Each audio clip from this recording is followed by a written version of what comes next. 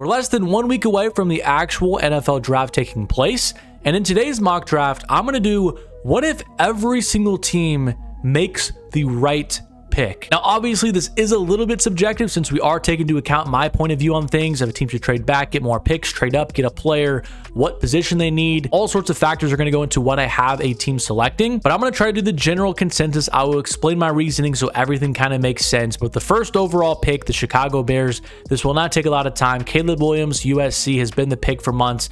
I've said it in basically every single mock draft. Don't need to go over it anymore. Caleb Williams, best quarterback in this draft class, highest ceiling in this draft class for a quarterback, in my opinion. The Bears obviously need a new franchise quarterback, getting rid of Justin Fields, and they get Caleb Williams. Number 2, the Washington Commanders. I've said probably the same quote throughout the entire offseason, but it still remains true. It's going to be one of these two quarterbacks, Drake May or Jaden Daniels. I personally like Drake May more. Jaden Daniels, he's been the betting favorite for most of the offseason. There's been a lot of rumors linking Daniels to Washington. But just recently, there's been some smoke about, the agent for Jaden Daniels coming out and saying, we don't really want to play in Washington anymore. I guess it was because they brought all 4 quarterbacks. I think it was McCarthy, Daniels, May, and Nix, maybe? I can't remember who the 4th one was because it was not Caleb Williams. But they brought all 4 of those quarterbacks in for a visit, and Jaden Daniels was like, I thought I was your number 1 guy. Why was I brought in with all these other quarterbacks? So he kind of had an issue with that. His agent went on Twitter, was talking bad about Washington. So now the odds for who's going to be this pick is kind of down to even.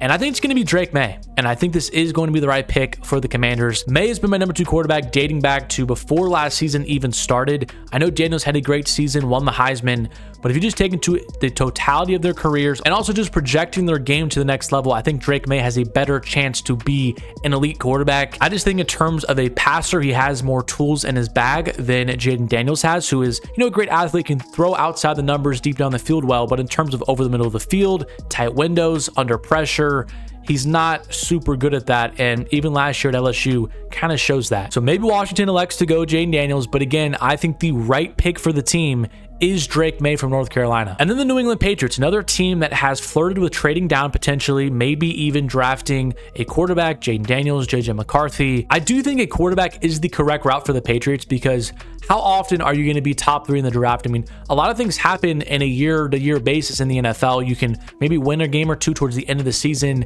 lose your draft position, get outside the top 5, or maybe like even next year, it's not seen as a great quarterback class. I mean, Shador Sanders, you have Carson Beck, but many people would argue those guys might not even be top 5 quarterbacks in this draft class. So do you really want to punt on a quarterback this year and maybe take a less talented guy next year? That's another thing the Patriots have to think about. So I do think they're going to go quarterback.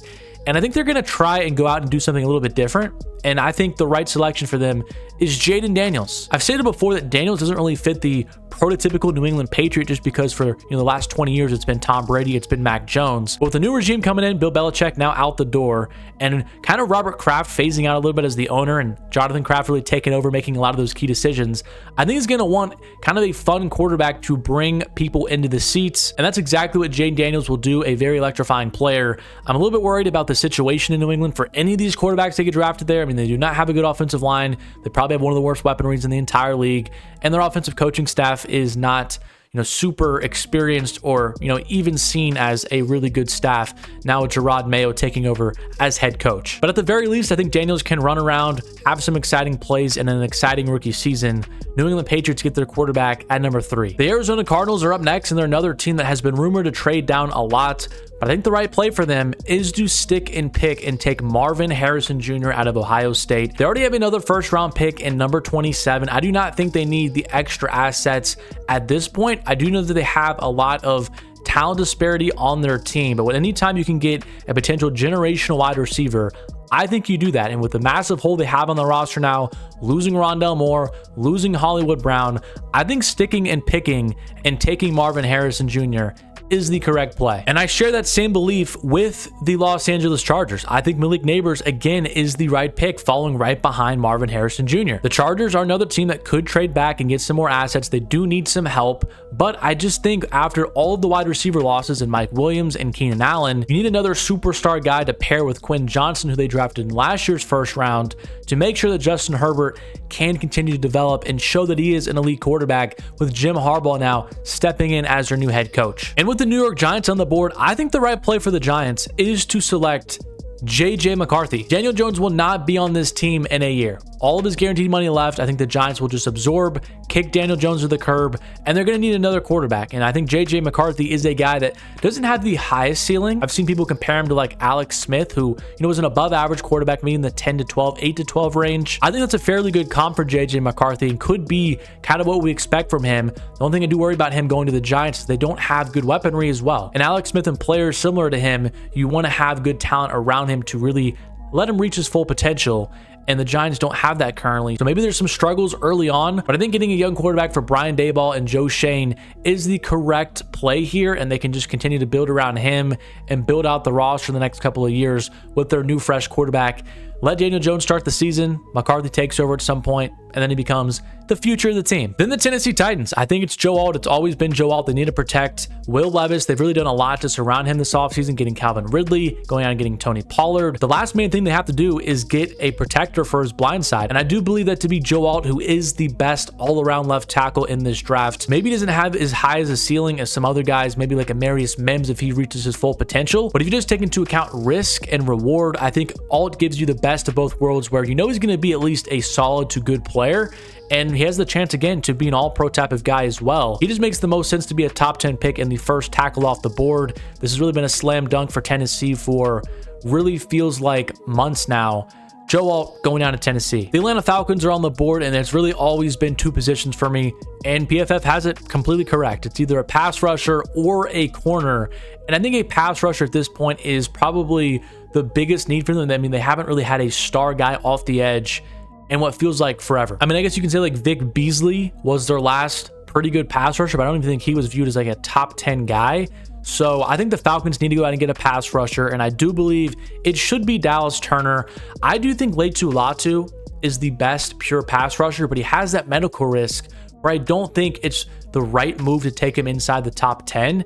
Dallas Turner has a very high ceiling as well, very lengthy, very explosive, but I still think Dallas Turner inside the top 10 makes the most sense. Similar to Joe Alt, he doesn't have the highest ceiling, but again, he still has a relatively high ceiling, and the risk for taking him compared to the other pass rushers at this spot, it makes him the best pick. Number 9, the Chicago Bears are up next, and this has been a popular spot for Rome Odunze, maybe even a trade back, but I think an interior defensive lineman here is the correct pick, and I'm going to have it be Byron Murphy II out of Texas.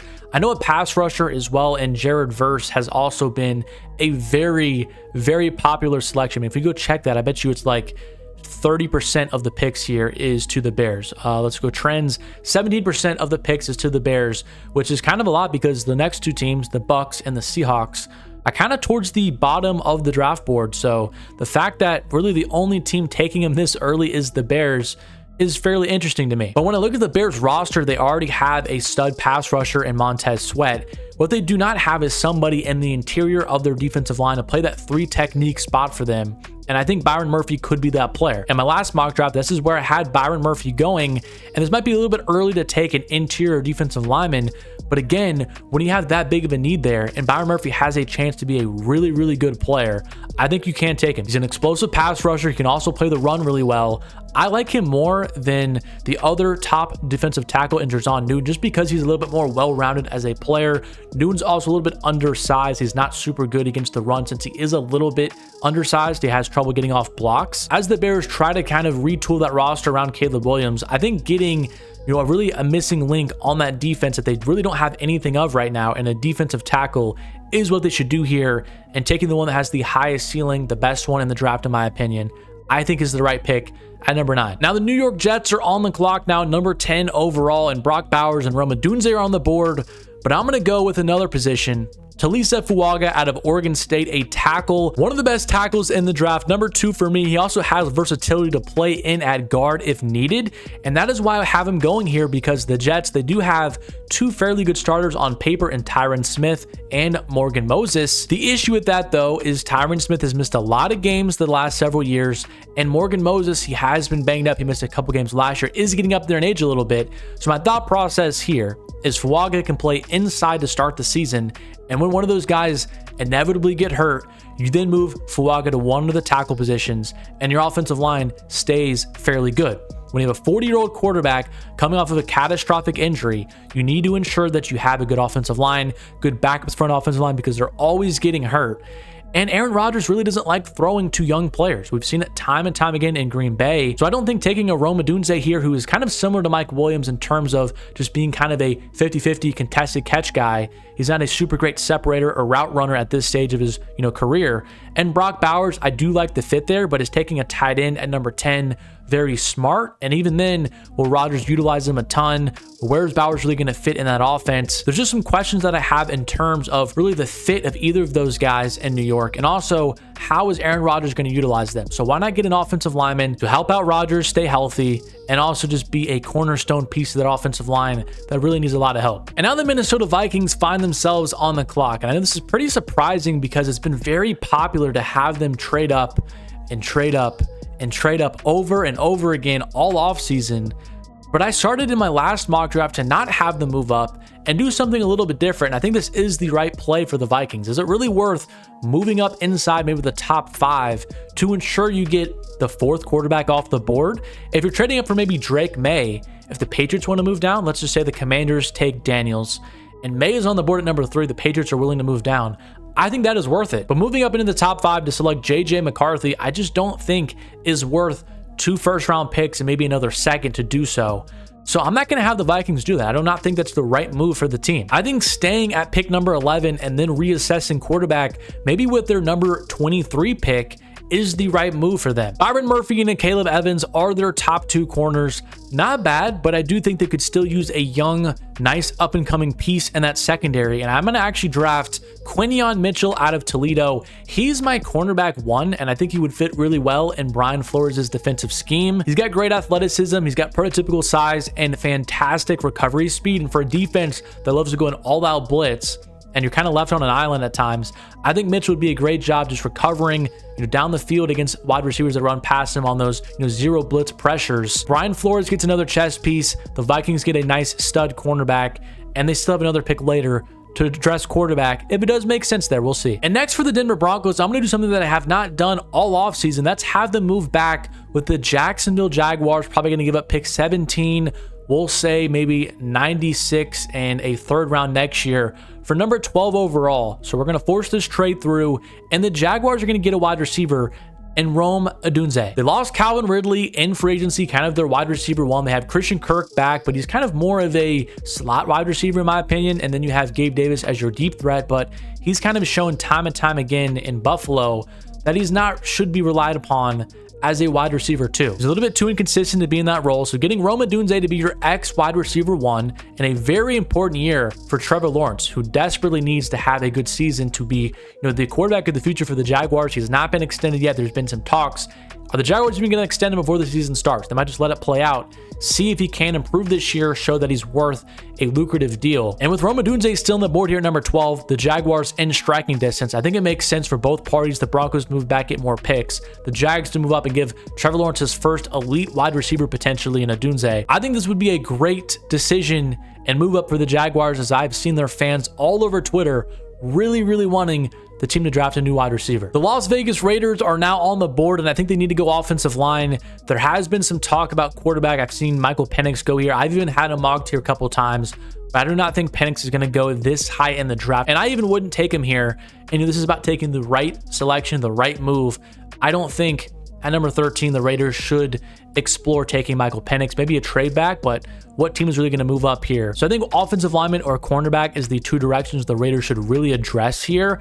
But I'm going to go with a versatile tackle / guard and Troy Fautanu out of Washington. He played most of his time at tackle at Washington, but he did slide in at guard a few times. So I do think he has some versatility there for the Raiders that could use either or. Colt Miller is very good at left tackle, but Thayer Munford at right tackle, he could be replaced. I think he's just an okay replacement level starter. And then even starting in the interior is another option for Fautanu if they do like just rolling out with their tackle duo from last year. But having Gardner Minshew or Aiden O'Connell as your starting quarterback this year, it's going to be very important to keep those guys upright.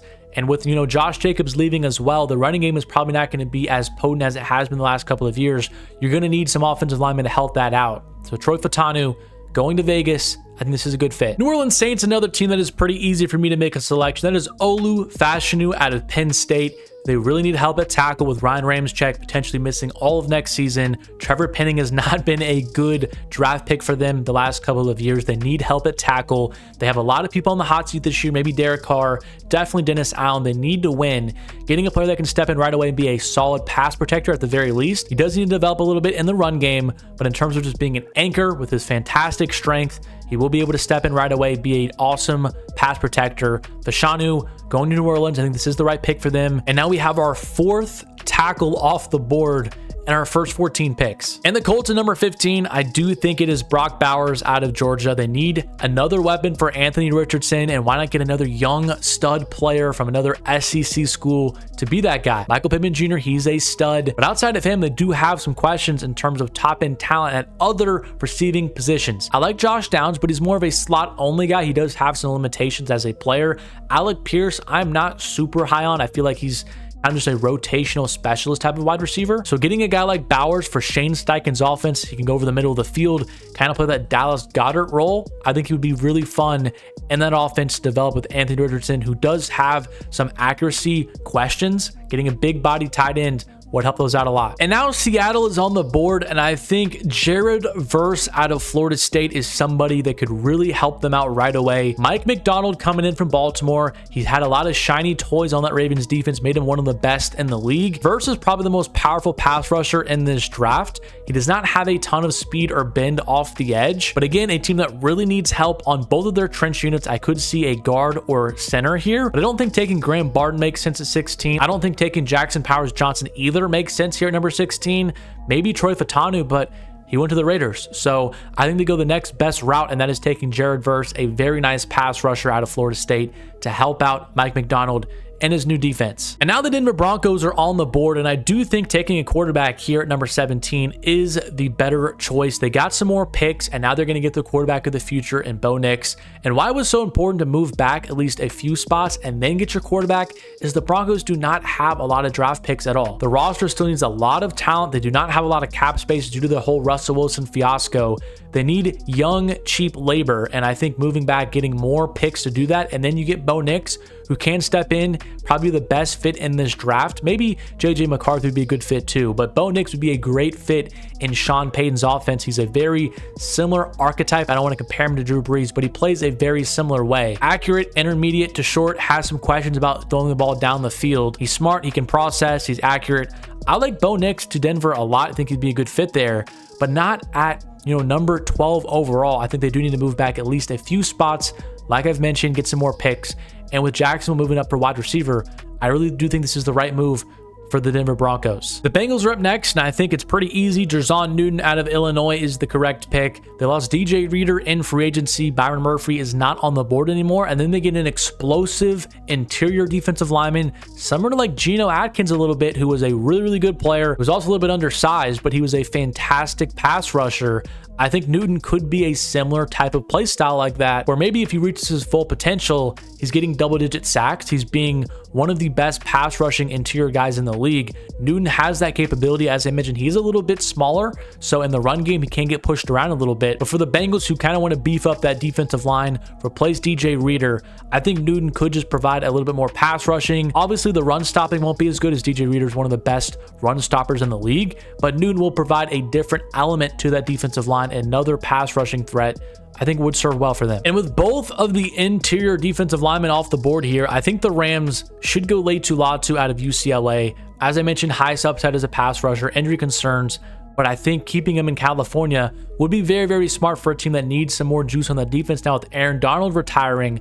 I do worry a little bit though, because Sean McVay, this is his first time having a first round pick. I think this is the first time the Rams have had a first round pick since like 2016. Is he really going to let Les Snead take a defensive player here? I feel like Sean McVay might bang the table for a wide receiver, maybe even a tackle, just some way to help out on his side of the ball.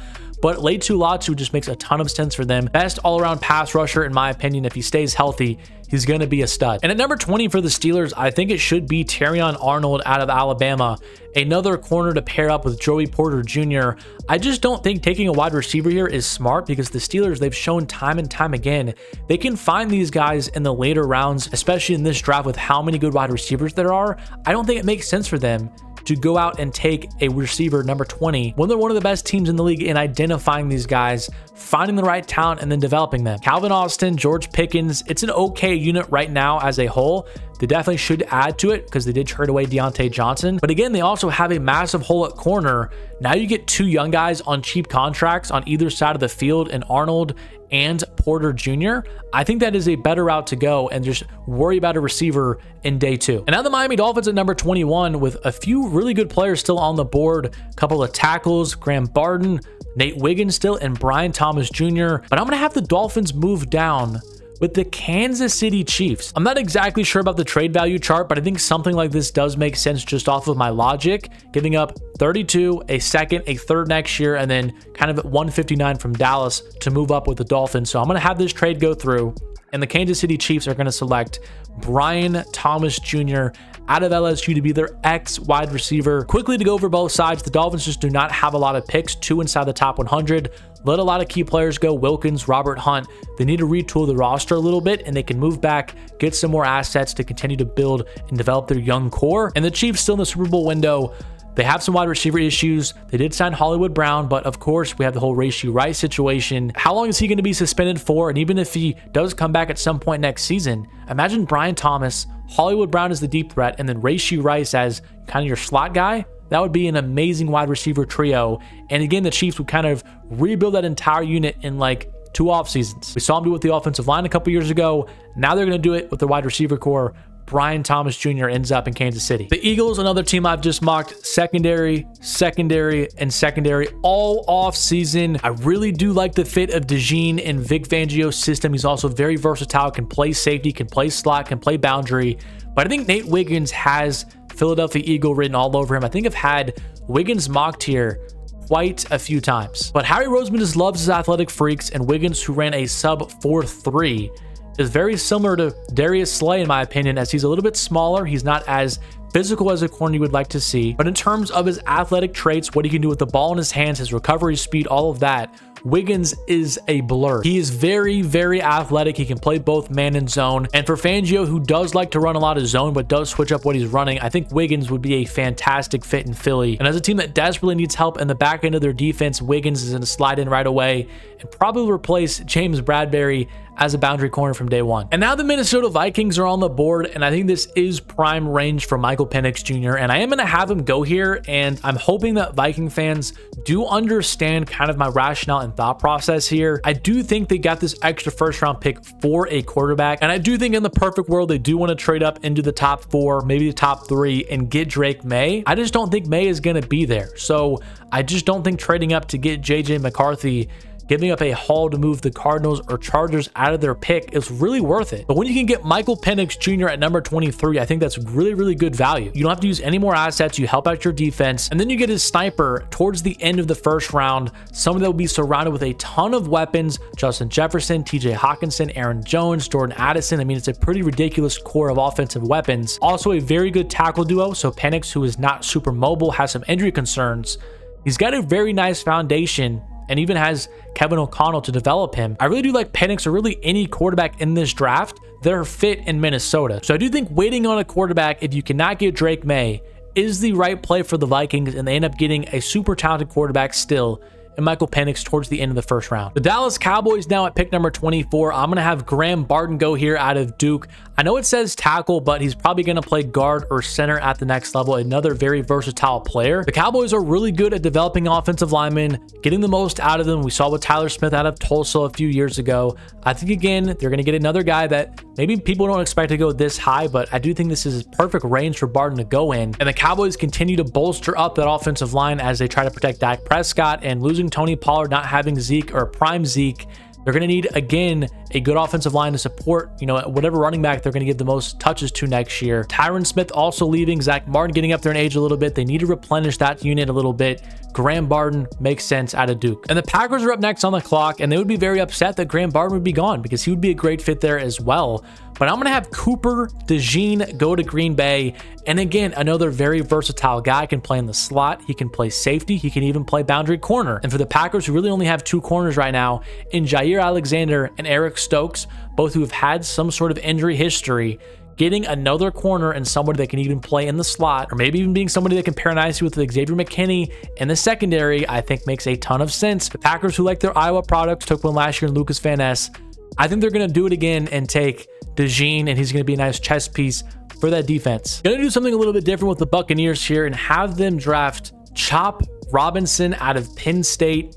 They lost Shaq Barrett in free agency. They do need another stud up-and-coming pass rusher, and Robinson, he does have a very high ceiling. He's just a little bit raw. Fantastic get off, fantastic size, and a lot of people do view him as a boom or bust prospect just because of how raw he is and how untapped his potential is. So this could be a little bit early for him, but I think the Buccaneers, who do need a lot of help with their pass rush, a new guy to build around, and a guy that would fit really nicely in Todd Bowles' defense, Chop Robinson is something that makes a lot of sense for the Buccaneers here at number 26. And the Cardinals are on the board here, and I think getting Kool-Aid McKinstry makes a lot of sense. They need help at cornerback. They have Sean Murphy Bunting, but Garrett Williams is their other boundary corner right now, who I just do not think should be a day one starter. Kool-Aid, he was seen as maybe like a top 10 pick going into this year, but kind of fell off a little bit just because he does not have great athleticism. He is not seen as like a super high potential player, but in terms of just stepping in right away, being a good starter, being a good player in the league, he's very smart, has nice instincts, can play man or zone.